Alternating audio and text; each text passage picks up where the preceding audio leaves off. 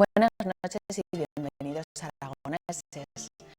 Hoy vamos a hablar de ciencia con un investigador que es además el representante en Aragón de la mayor institución pública de investigación en España y la tercera de Europa.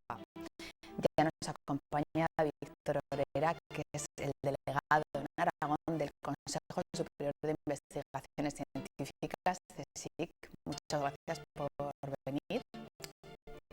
Muchas gracias a vosotros por invitarme. Muy bien. Vamos a empezar conociéndole un poquito mejor, porque usted es castellonés de origen, pero enseguida vino a Zaragoza a estudiar en la universidad físicas. ¿Por qué eligió Zaragoza? Realmente mis padres vinieron a Aragón mucho antes. Yo llegué a Aragón cuando tenía 5 años. O sea que toda mi educación ha sido realizada. Mis padres eran aragoneses y volvieron a su tierra y yo volví con ellos. O sea que yo me siento totalmente aragonés, estoy casado con una aragonesa y mis hijas son aragonesas. O sea que soy aragonés 100%. ¿Y por qué eligió físicas? Bueno, yo cuando iba a matricularme, y porque hice el primer curso era selectivo, era común para ingeniería y todas las ciencias, y en segundo, yo a mi madre le dije que me iba a matricular en matemáticas, pero me encontré con un amigo que me convenció de que hiciera físicas. Entonces, desde entonces soy físico y creo que acerté. Y la razón es seguramente porque siempre he sentido necesidad por tocar la realidad. Quizás las carreras de matemáticas son muy abstractas, requieren una gran capacidad de abstracción, pero el placer que se siente cuando tú estás en un experimento o realizas unas pruebas y sale lo que tú te esperas, pues es realmente indescriptible. Es que seguramente a mí me parece mucho más que cuando haces un teorema o haces una demostración. De hecho, es porque la física está más cerca de la realidad. Estudió en la Universidad de Zaragoza, se quedó allí dando clase, investigando. ¿Qué nivel tiene la Universidad de Zaragoza en su campo, en el resto de España, en el resto del mundo? Pues cuando yo estudiaba solamente había 3 facultades de física en España y Zaragoza era una de las más prestigiosas. De hecho, Aragón recibía estudiantes de todo el territorio nacional. Aquí hay muchos estudiantes vascos, catalanes, incluso de Canarias, de Murcia, de Andalucía. Después, cuando ya se empezaron a construir muchas facultades, obviamente el peso específico de la Facultad de Física de Zaragoza creció, pero yo creo que siempre ha sido y sigue siendo un referente a nivel nacional. Esta tierra, Aragón, yo creo que da muy buenos científicos, siempre los ha dado, y los profesores que hoy día están en la Facultad de físicas creo que son de un altísimo nivel todos ellos. O sea, podemos estar orgullosos de nuestra facultad de ciencias en concreto y de físicas en particular. Igual esa tozudez aragonesa influye, ¿no? El que seamos pertinaces y insistamos hasta que un experimento salga o una investigación salga. Pues es muy probable, porque la investigación científica requiere de mucha tozudez o por lo menos de una dedicación con mucho entusiasmo, porque claro, obviamente no siempre que se dispara se cobra pieza, ¿no? Lo suyo es que al revés, o sea, que muchas veces no salga nada y entonces tienes que tener esa especie de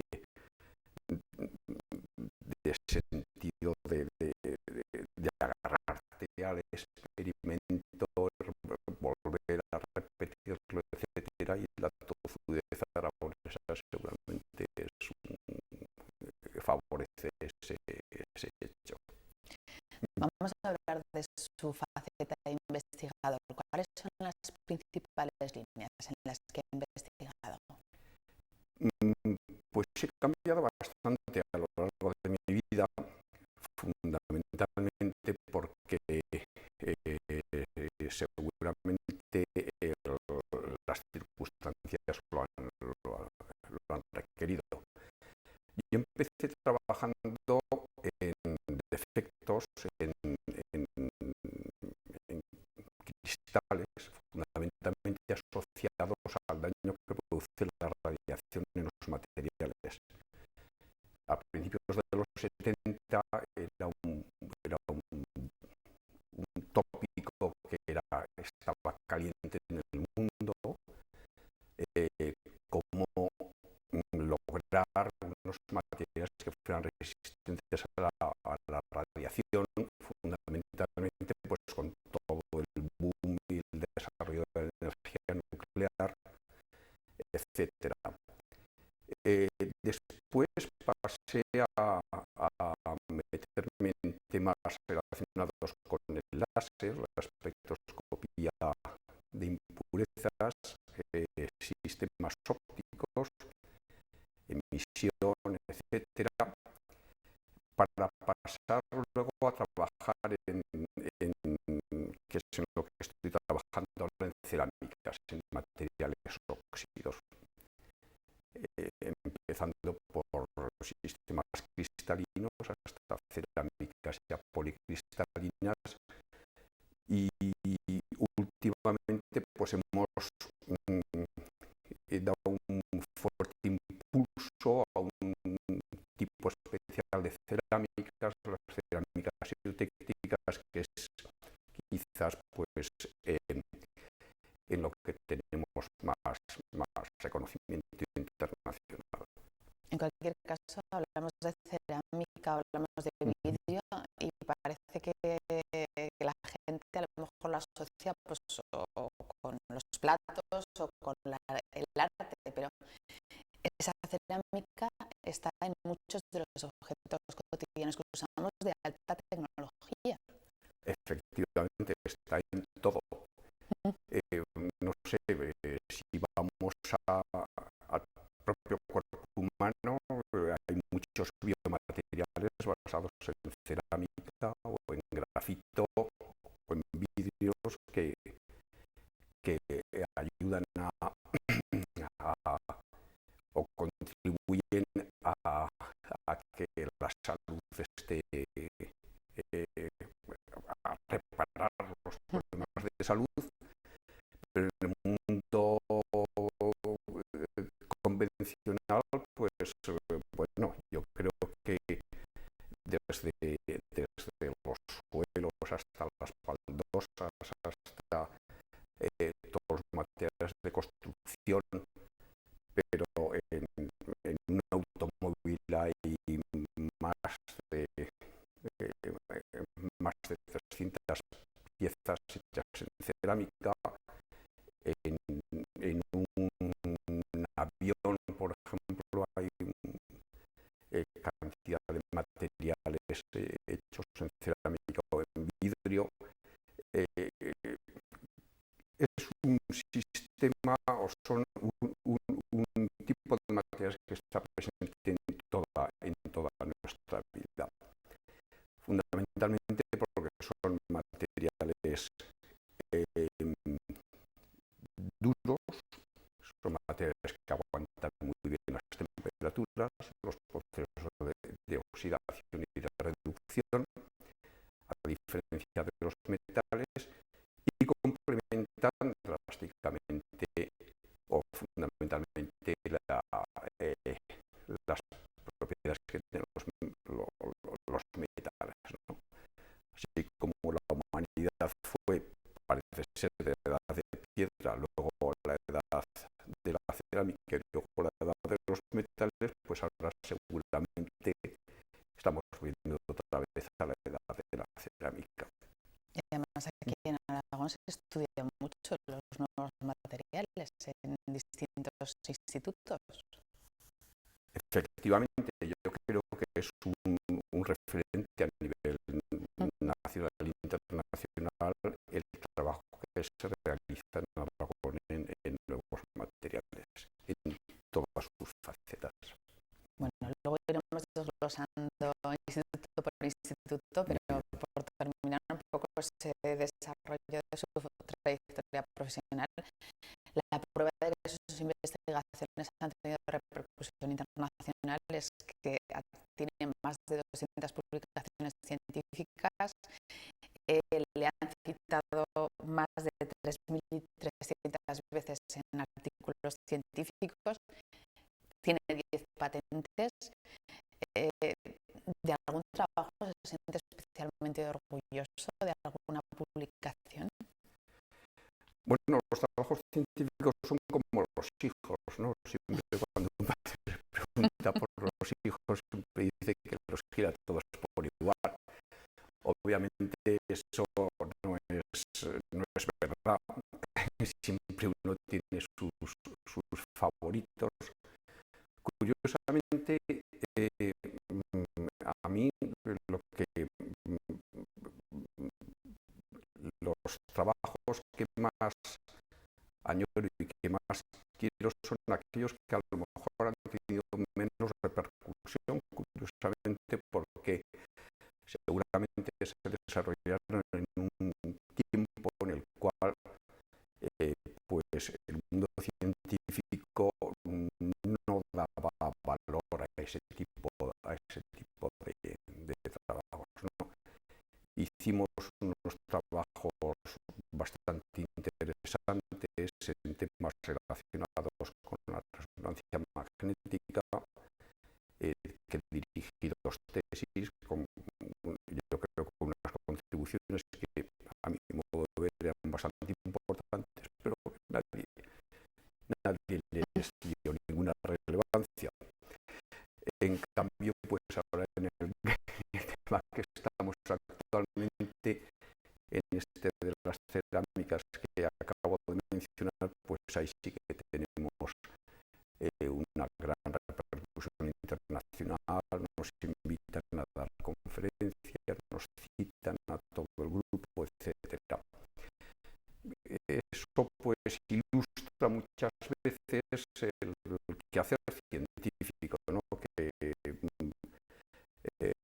a veces apuestas por unas líneas de trabajo que no necesariamente son exitosas, mientras que otras veces, otras que a lo mejor no das por ellas, no apuestas por ellas, pues luego tienen una gran relevancia. Lo que también intenta mantener es mucho el contacto con las sociedades científicas, no solo las españolas, que pertenece a la Sociedad de Cerámica y Vidrio, de Materiales, de Física y Química, sino también, por ejemplo, a las americanas de Física y de Cerámica. ¿Qué le aporta un científico ese contacto con sus colegas de todo el mundo? Yo creo que la ciencia es una labor colectiva y cada día más. Seguramente hace hace verdad el hecho de que hoy día hay que trabajar en colaboración. Incluso se puede hablar que existe una especie de mente global en ciencia que es la que hace que los avances científicos sean tan rápidos. Tenga usted en cuenta que, por ejemplo, si yo publico una cosa hoy, inmediatamente está disponible en todos los laboratorios del mundo. Entonces, todos mis colegas pueden aprender o saber lo que yo he hecho, pueden criticarlo, pueden reproducirlo y pueden contrastarlo. Entonces, es esencial estar en contacto con el mundo científico, que hoy día ya es inmenso, ya no solamente se restringe a los países europeos y Estados Unidos, sino que hoy día China está entrando con un potencial inmenso. Fíjense que hay millones de científicos en China. Corea es un país que hace 10 años científicamente era un país prácticamente poco relevante, y hoy día en ciencia y en tecnología es impresionante el salto que ha dado Corea en estos 10 años, ¿no? Japón, pero también India, también los países del sudeste asiático, etcétera. Entonces es esencial pertenecer a esos tipos de organismos en los cuales se deciden muchas veces cuáles son las líneas más importantes, cuáles son los problemas que hay que resolver, contactas con otros colegas, puedes mandar a tus estudiantes a formarse en sus laboratorios, etc. Lo que me comentan también es que, aparte de esas horas de laboratorio, de escribir esos estudios, de ir a las reuniones de las sociedades químicas, lo que no abandona, físicas, lo que no abandona nunca es su pasión por la montaña. Bueno, yo creo que es una pasión que aquí en Aragón la compartimos bastantes científicos y realmente sí, siempre que he podido, y es una cosa que me encanta, ir al monte. Yo creo que la labor científica y el senderismo, la montaña, también tienen bastantes cosas en común.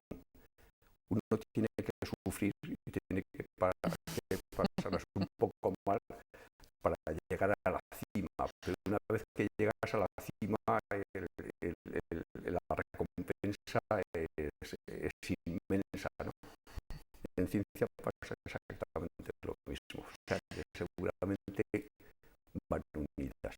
Bueno, vamos a volver al llano. De acuerdo. Y vamos a seguir hablando de esa labor que desarrolla como delegado del CSIC en Aragón, que además lleva en esta última etapa desde 2011, pero ya lo fue en 2005. Correcto. Las circunstancias han cambiado mucho en estos últimos años para la ciencia, para la investigación. En España los cambios en ciencia han sido espectaculares en los últimos años.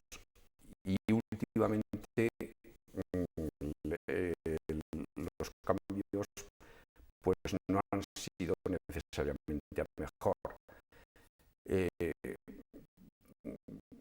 En los años 70 España era un país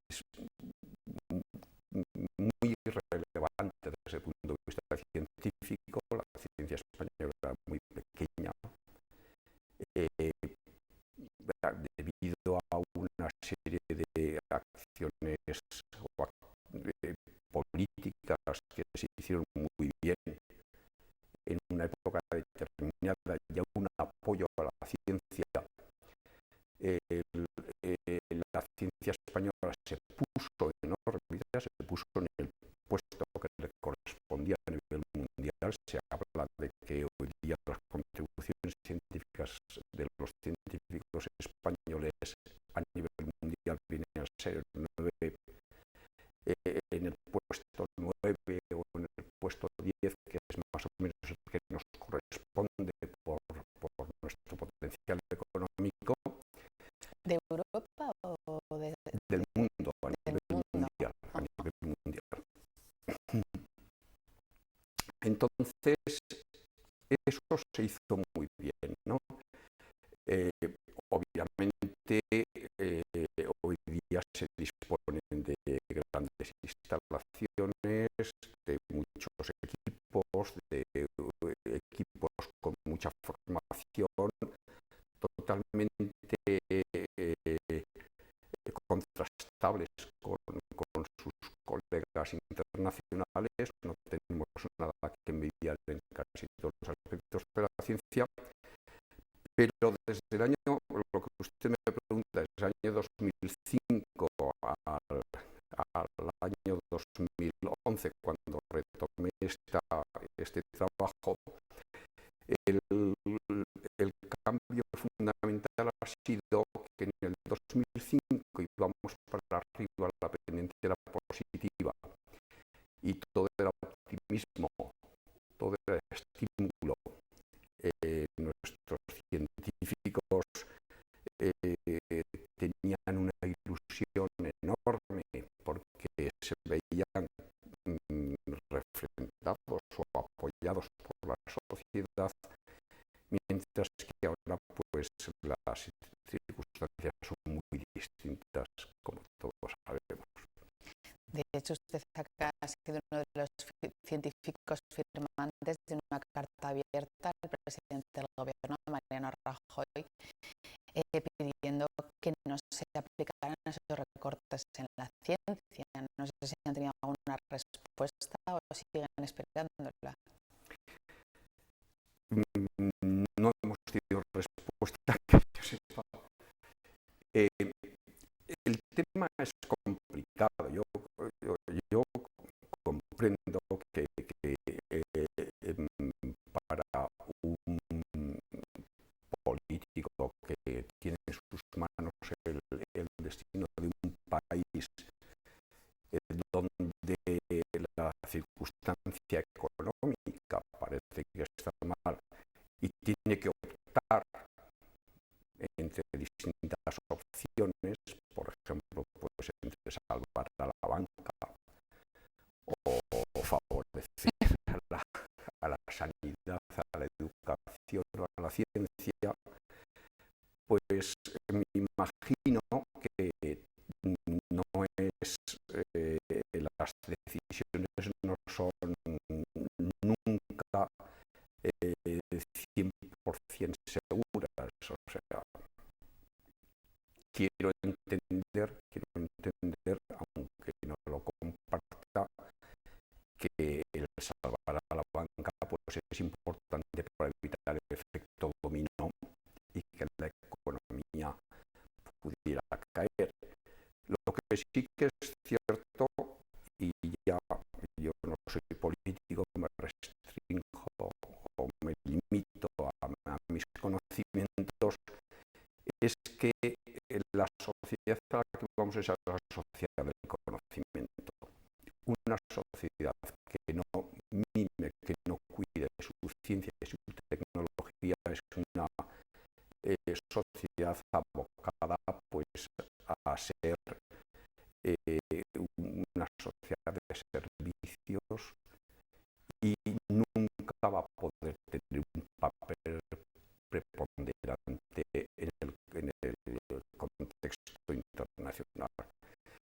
ese sentido, yo creo que la ciencia pues, es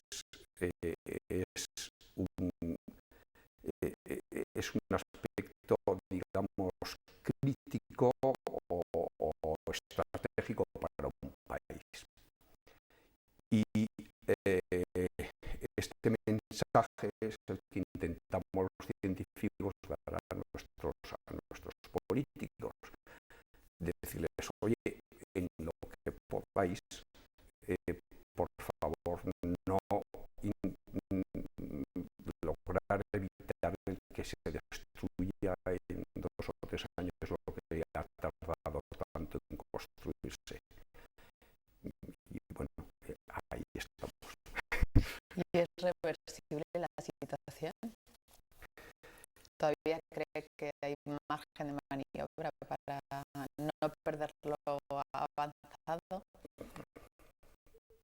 Yo confío mucho en el trabajo y en la capacidad de los científicos, pero hay un problema muy grave, que es que si una generación se pierde, como está pasando actualmente, pues va a ser muy difícil conseguir un recambio rápido a esa pérdida.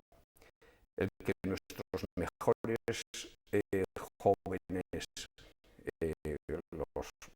los científicos jóvenes mejores estén yendo del país porque aquí no encuentran posibilidades, no encuentran apoyo, no encuentran estabilidad.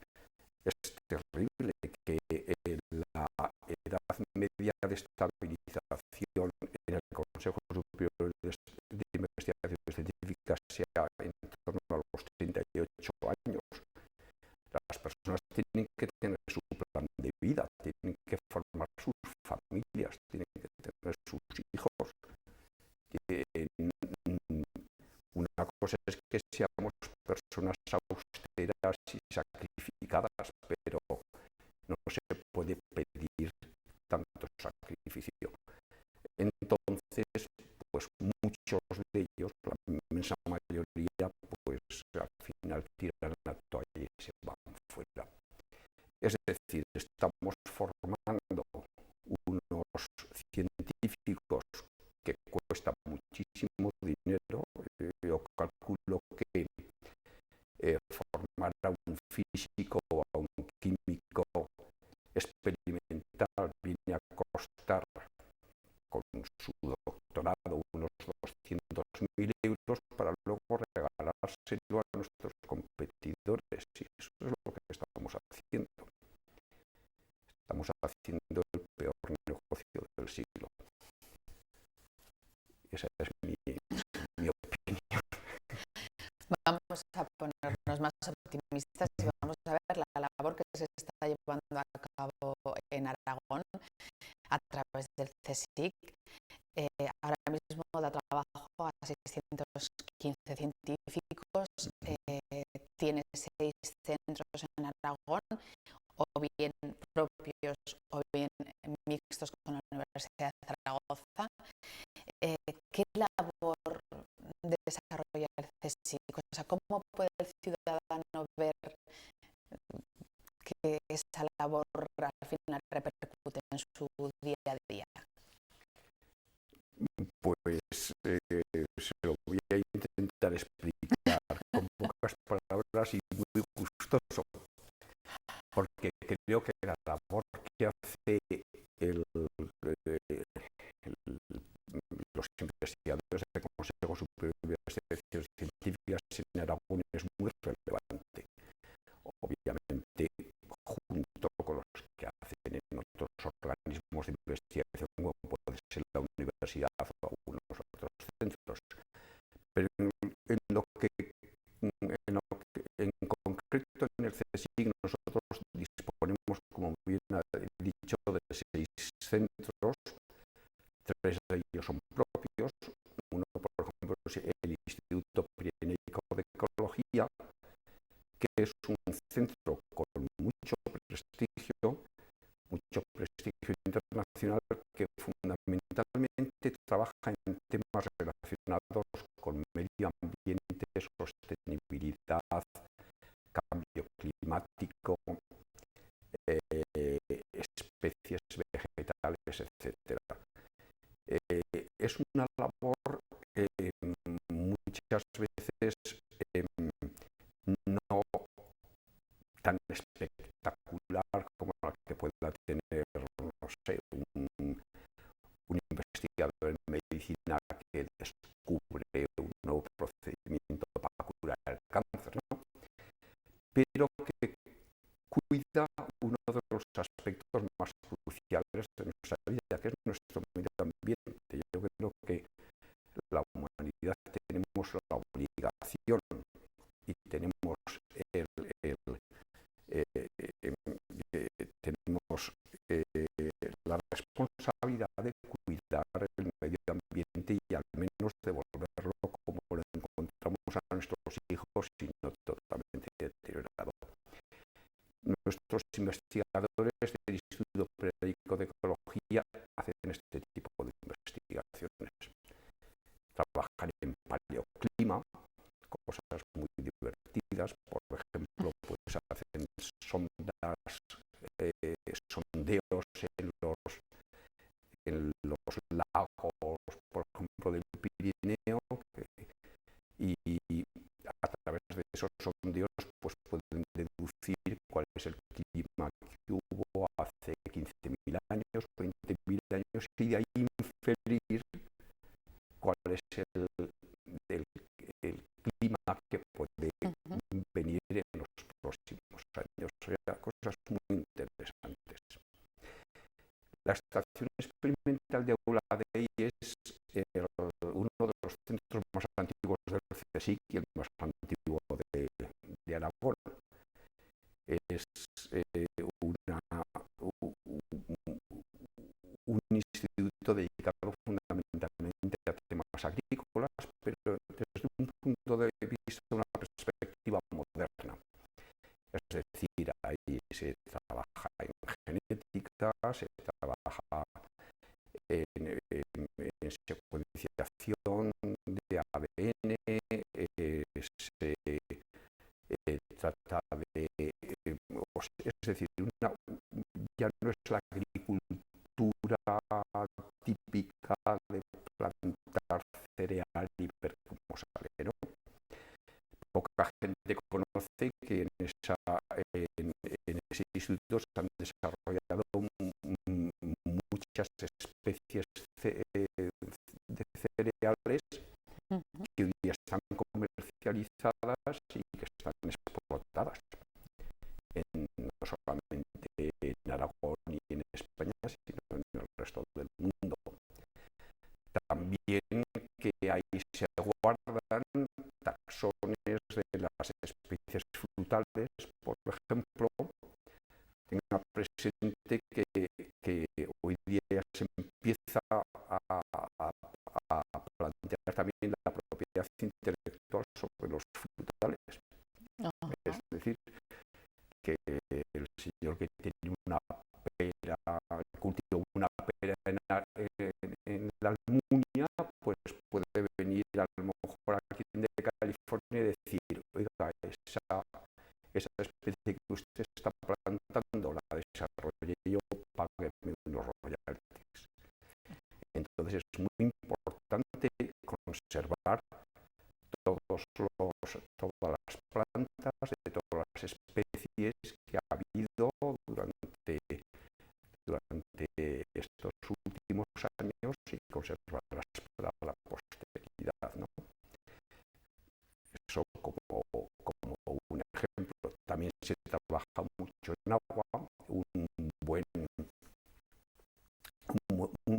empleo del agua y el desarrollo del agua.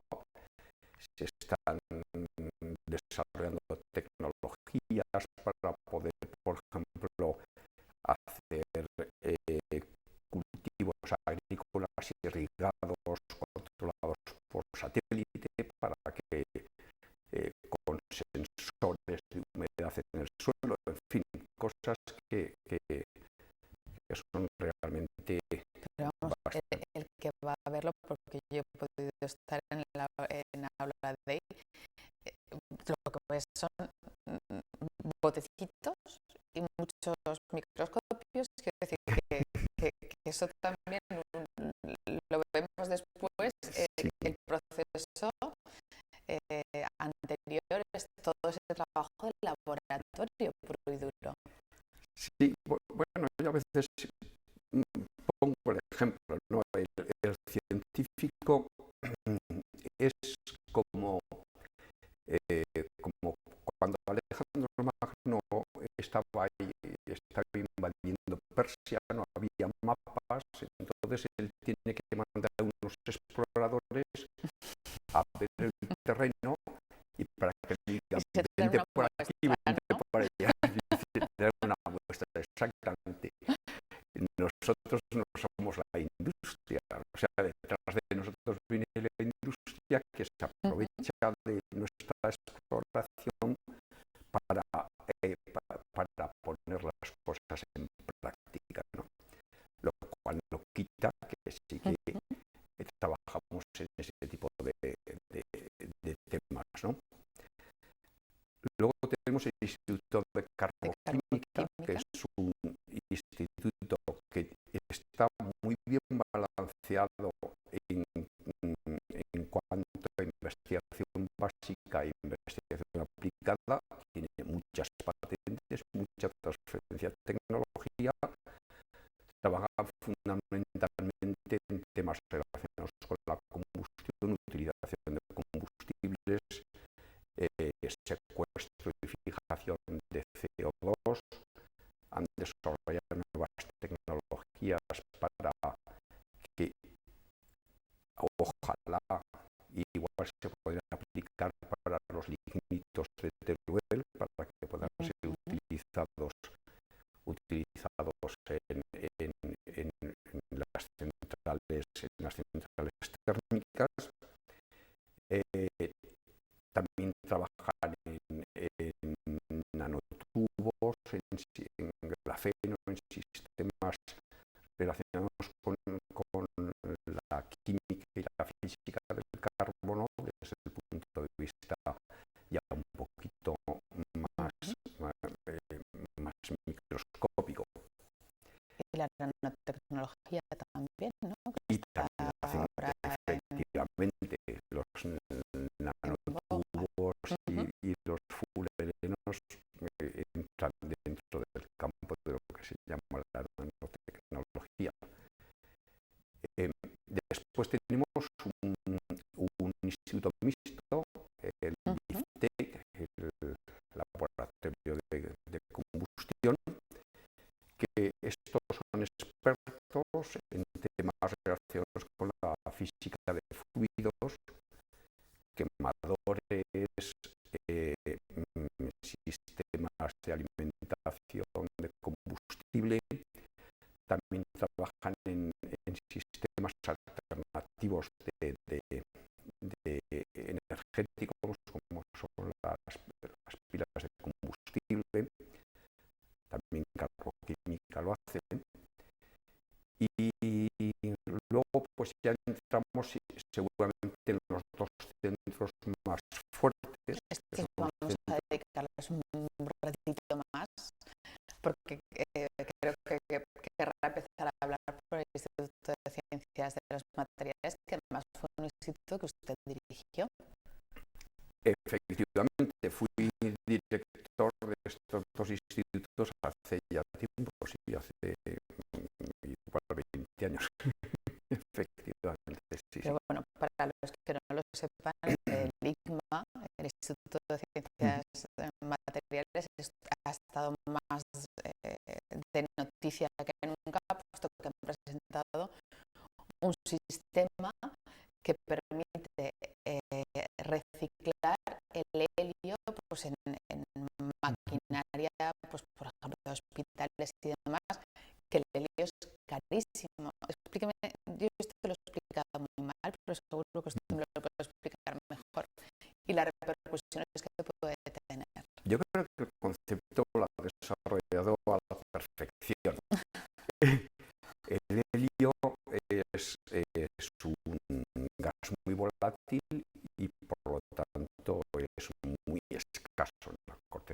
terrestre. De hecho, hasta hace poco, pues fundamentalmente el helio se extraía junto con otros gases y con otros hidrocarburos, fundamentalmente en Estados Unidos, que yo sepa. Entonces, claro, cada vez que... Pero por otro lado, el helio es un sistema que cuando se licúa permite la refrigeración de los elementos o de los instrumentos hasta temperaturas muy bajas, esencialmente hasta casi menos 269 o 268 bajo cero, en los cuales muchos materiales presentan unas propiedades excepcionales que no las presentan a alta temperatura. De ahí viene el kit de la cuestión, por ejemplo, la superconductividad. Entonces hay muchos sistemas que utilizan campos magnéticos muy intensos que solamente pueden ser creados con estos superconductores. Por ejemplo, por lo tanto, en algunas resonancias, en algunos sistemas de resonancia magnética, etcétera, etcétera. También otros detectores, fíjese que cuando bajamos la temperatura nos quitamos todo el ruido térmico causado por la radiación. Nosotros estamos metidos en un mundo radiante. La radiación producida por la temperatura ambiente a la que estamos, para tener unas señales limpias de esa radiación y que bajar también la temperatura de los detectores. En esencia, pues necesitamos helio para producir hilo líquido, refrigerar nuestros dispositivos y una necesidad cada vez más creciente. Y el helio es un bien escaso. Entonces, hasta ahora el sistema que se hacía era unas grandes plantas de licuación que producían el helio líquido, se transportaba en camiones, se llevaba a los hospitales o a los centros de investigación y la mayor parte de las veces pues ese helio se echaba a la atmósfera porque no resultaba rentable su recuperación. Esto evidentemente es un sistema de trabajo muy poco sostenible. Entonces lo que se ha desarrollado en nuestro instituto, que ha desarrollado el profesor Conrado Rillo y su equipo, ha sido hacer pues como una especie de pequeños refrigeradores de circuito cerrado que con el mismo helio pues producen a baja temperatura, lo recuperan y luego vuelven a licuar.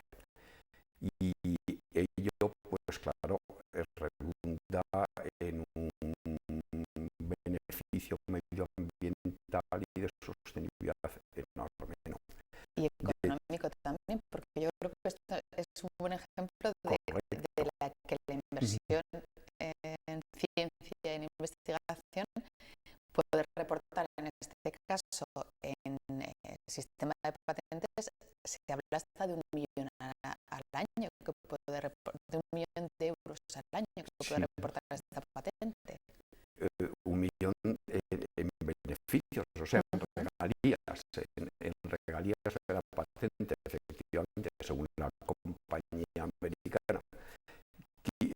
El único pero que yo creo que como aragoneses podemos poner es que no haya habido ninguna empresa en Aragón que haya sido capaz de desarrollar esa tecnología. Efectivamente, Sí, Unidos, sí. que es algo parecido que lo que nos contó Luis Oro, que también lo tuvimos en Aragoneses, del otro instituto mixto que íbamos a hablar, el Instituto de Catálisis Homogénea, pues por ejemplo que ellos nos contó que estaba trabajando en un sistema de recuperación del CO2 y también se habían interesado empresas alemanas. Correcto. Y yo le puedo decir por mi propia experiencia, nosotros tenemos, por ejemplo, 4 patentes extendidas a China, Corea, con Saint-Gobain, con la multinacional, y fueron ellos los que en un congreso científico vinieron a contactar con nosotros y se interesaron por nuestra tecnología. Y obviamente es una tecnología que ellos han comprado y que ellos están desarrollando. Y esto es muy común en la ciencia española. O sea, quizás uno de los retos que tenemos que plantearnos en los próximos años es que todo el círculo de descubrimiento, implementación, desarrollo y explotación se cierre y se quede, si es posible, dentro de nuestras fronteras para poder recuperar pues, el máximo de beneficio posible. ¿Y qué cree que hace falta para eso? ¿Un cambio de mentalidad también? ¿Hace falta cambiar nuestra visión de la ciencia? ¿Hace falta que los empresarios se arriesguen más? ¿Qué es lo primero que podríamos hacer o decirles que hicieran? Es una pregunta muy difícil. Es una pregunta muy difícil. Y yo creo que hace falta todo eso que usted ha dicho y luego también tiempo. Tenga usted presente que yo a veces ya peino canas y uno pues los ardores juveniles los limita a la edad y cuando eres joven piensas que todo se hace mal y que todo es cambiable, pero tenga usted presente que cuando nosotros éramos un país prácticamente de analfabetos,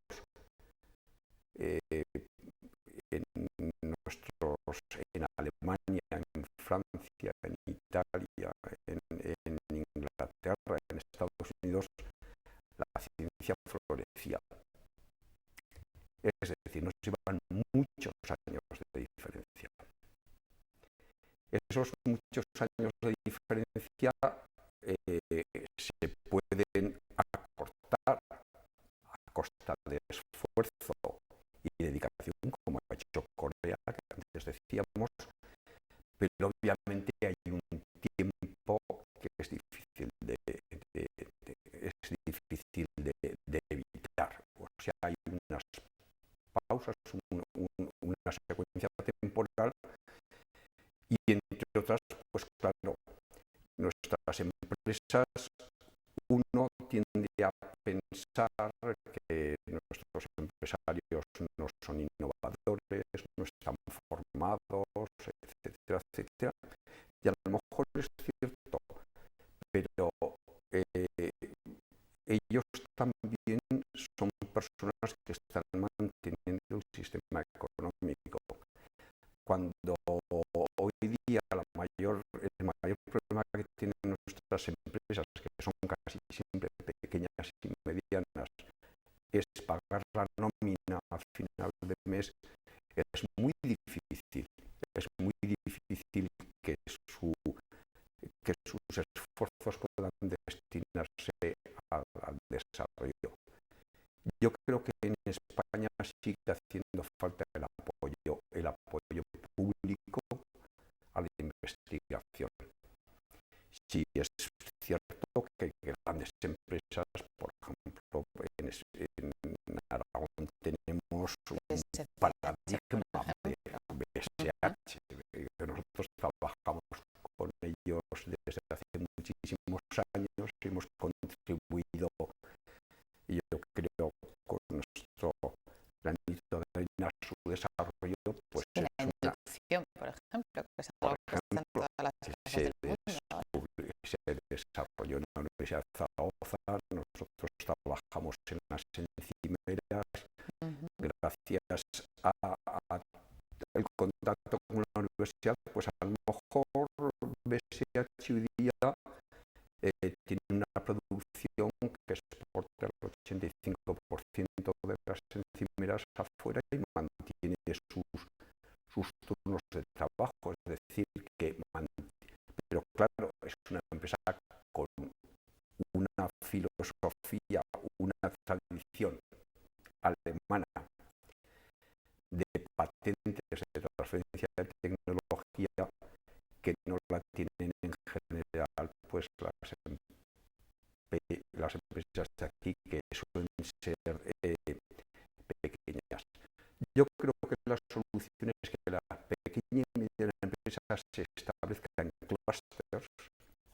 Hay que favorecer los clústeres específicos y que sea el clúster el que sí que pueda ya tener potencial suficiente como para poder apoyar la investigación.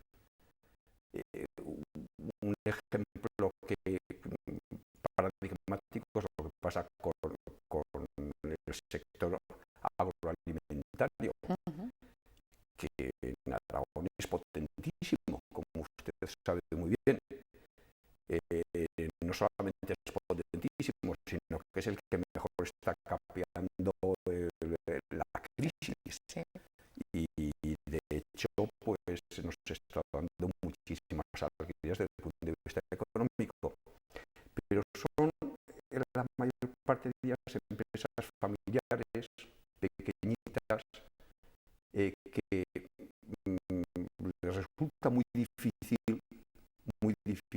saber qué es lo que la investigación puede aportarles a ellos en su producto.